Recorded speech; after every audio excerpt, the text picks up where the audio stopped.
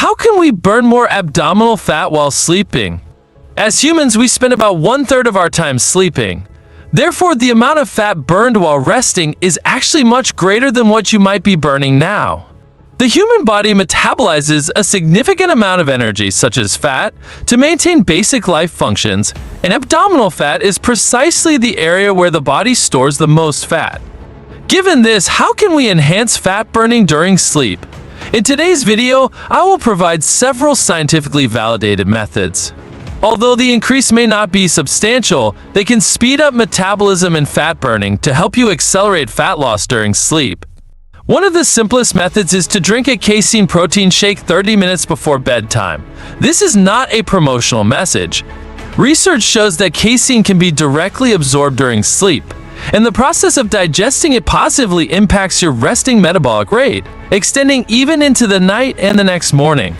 Since casein digests slowly, it will continually release amino acids into the bloodstream while you sleep, helping maintain muscle protein synthesis throughout the night, preventing muscle breakdown, and promoting muscle recovery. Drinking a casein shake also has the important benefit of keeping you feeling fuller for longer, which helps reduce nighttime snacking or overeating before bed. Many people complain about experiencing increased hunger at night, often mindlessly consuming many calories before sleeping. A satiating casein shake or other casein sources can effectively curb nighttime hunger and lower overall calorie intake. Consistently drinking casein before bed has been shown to benefit muscle strength and growth, making it one of the best ways to burn more abdominal and overall body fat during sleep. Increasing muscle mass is key because muscle tissue is metabolically active and requires more energy to maintain and repair than fat does. This means that whether you are resting or relaxing on the couch, you burn more calories per minute, hour, and day compared to when you have less muscle on your body. While fat tissue certainly requires some energy to sustain itself, its metabolic activity is lower compared to muscle. Another benefit of muscle tissue is its ability to absorb and store glycogen, which is the stored form of carbohydrates. Every time you do weight training, you deplete a significant amount of glycogen reserves in your liver and muscle tissue. While sleeping, muscle tissue continues to use these reserves and converts them into energy, contributing to the afterburn effect. After high-intensity training, such as HIIT or heavy lifting exercises like squats, deadlifts, or bench presses, your body enters the recovery state and enters an excess post-exercise oxygen consumption state. This means that while resting or sleeping, your body relies more on fat as an energy source, accelerating fat burning.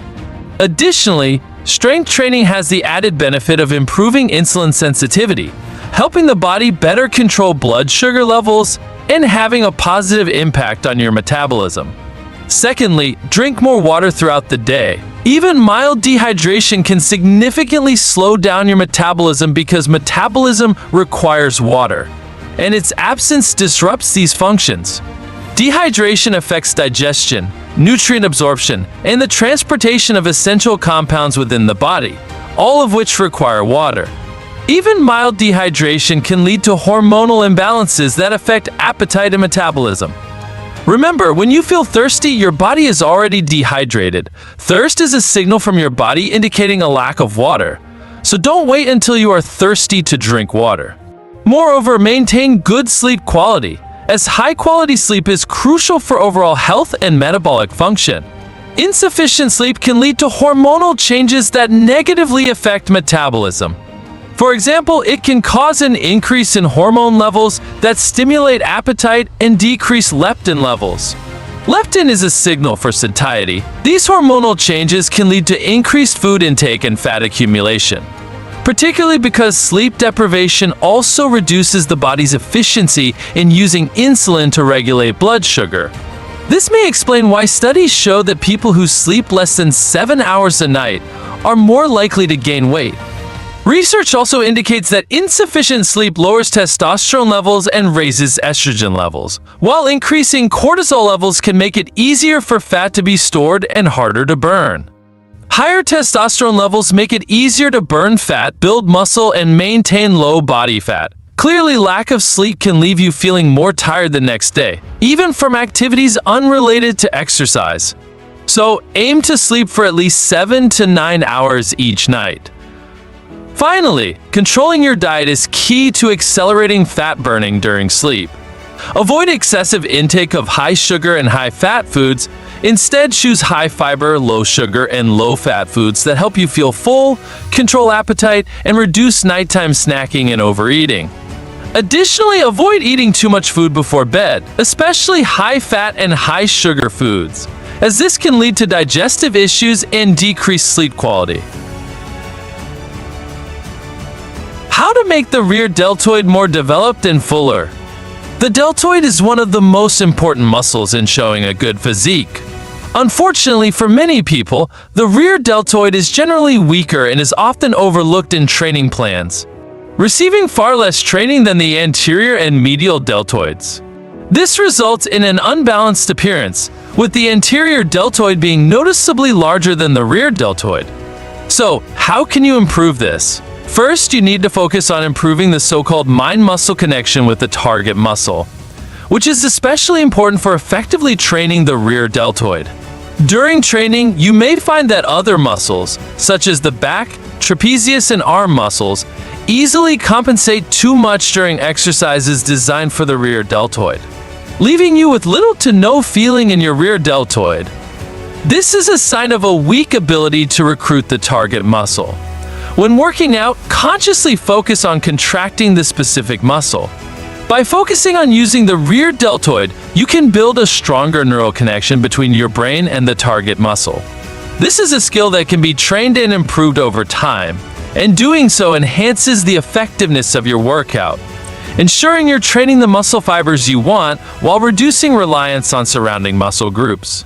How can you achieve this? First, in any subsequent exercises, start by consciously imagining yourself using the rear deltoid muscles. For example, during wide grip rows and bent over reverse flies targeting the rear deltoid, focus on initiating the movement with your elbows and rear deltoid rather than your hands. You also need to ensure your movement is controlled and stable, even with light weights, and avoid using momentum. If you don't focus and use the rear deltoid, larger and stronger muscles in the back may take over. The second step is to provide the right conditions for your muscles to grow and develop. If you've been strength training for a while, maintaining a calorie surplus is very beneficial for increasing muscle mass. If you're a man, you can calculate this by multiplying your body weight by 15% and adding a percentage of 250 to 500 calories to it. This figure is your starting target for a calorie surplus, and you should also ensure you consume adequate amounts of protein. This provides the energy needed to build and maintain muscle mass, supporting the process of muscle protein synthesis and recovery. The third step is to choose appropriate exercises for the rear deltoid. Overhead presses and push presses primarily stimulate the anterior and medial deltoids, but don't do much for the rear deltoid. For those with weak rear deltoids, the choice of exercises is crucial. One example is the single-arm dumbbell row. In this exercise, your upper body should be parallel to the floor. Many people bend at a 45 to 60 degree angle, but here you should bend your body at a 90-degree angle. Then kneel one knee on the bench and support yourself with your hand on the same side. When pulling the dumbbell, avoid keeping your elbow close to your body, as this will engage the latissimus dorsi more. Instead, position your hand so your palm faces forward and your elbow is at a 90-degree angle to your body. As you pull the dumbbell up to your chest, your rear deltoid will take the lead in this movement. Focus on the mind-muscle connection during the exercise. Another effective compound exercise is the barbell wide grip row. Use a grip slightly wider than shoulder width and bend over so your back is parallel to the ground at a 90-degree angle. Imagine using your elbows to pull the barbell toward your chest at a 90-degree angle to your body. This movement requires strong core stability to maintain a neutral spine position. If you experience lower back strain during this exercise, you can use a bench to support your upper body and avoid injury to your lower back. You can also use cable face pulls to train the rear deltoid. Set the starting height of the cable at face level.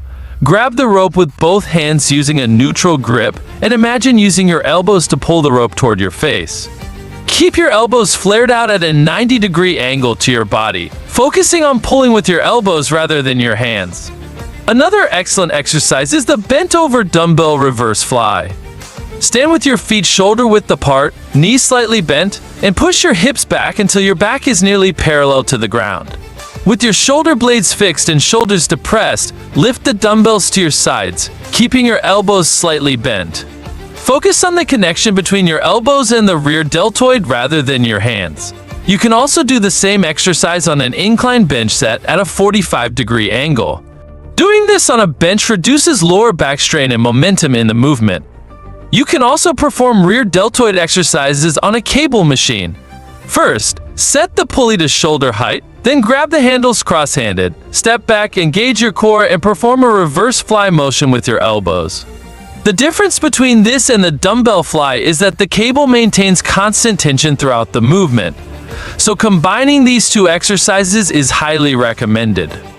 Another effective rear deltoid exercise is the reverse fly on a pec deck machine. Sit facing the machine, adjust the seat, and imagine leading the movement by pulling your elbows back, keeping them slightly bent. Since this is a fixed machine, the motion is locked into a set path, allowing for more stability and better focus on the target muscle. The fourth step is to ensure proper training frequency. The rear deltoid is a relatively small muscle group, so you don't need to overtrain it. It's recommended to train the rear deltoid 2 to 3 times per week, performing 2 to 3 exercises per session, with 3 to 4 sets of 8 to 12 reps per exercise. The final step is to give your muscles enough time to recover and grow. The rear deltoid is a small muscle group and is prone to overtraining, so make sure to give it adequate rest after training to allow for recovery and growth. Also, ensure you have good sleep quality, as sleep is key to muscle growth and recovery. By following these 5 steps, you will be able to build larger, stronger, and more balanced rear deltoids. Remember to focus, provide the proper growth conditions, choose appropriate exercises, manage training frequency, and give your muscles enough recovery time. These are the keys to success every time.